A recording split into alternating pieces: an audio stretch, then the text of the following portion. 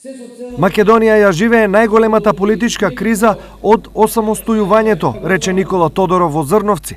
Која што беше наметната од опозицијата, гледаме со цел да направи дестабилизација на државата, а потоа да се обиде преку креирана дестабилизација, да креира амбиент, еден матен амбиент во кој што ќе може, пака народски кажано, во матно да лови и да дојде на власт. Според Тодоров, министрите и замениците на СДСМ во власта досега не покажале никаков интерес ниту за народот, ниту за државата. Ако за овој месец-два подарена власт, не добиена од народот, подарена власт, ништо не направи. Замислете какви ќе бидат. Ако народот им даде власт, какви коли ќе бараат, дали нешто ќе се работат, колку места ќе се им напредат, сопрузи, сопруги и така натаму.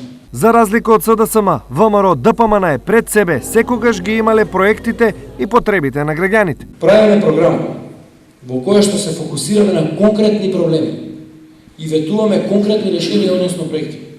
И да ни се држи. Многу често ќе реализираме некој друг проект, што не сме го виделе во програмата.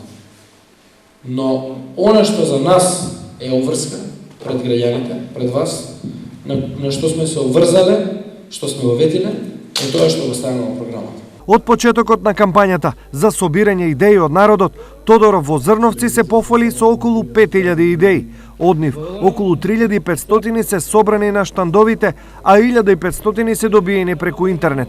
Во периодот што следи, тимот партиски функционери ќе ги селектирале идеите и предлозите на граѓаните, а дел од нив ќе бидат вклопени во, како што рече Тодоров, најголемата и најопсежна изборна програма направена воопшто досега.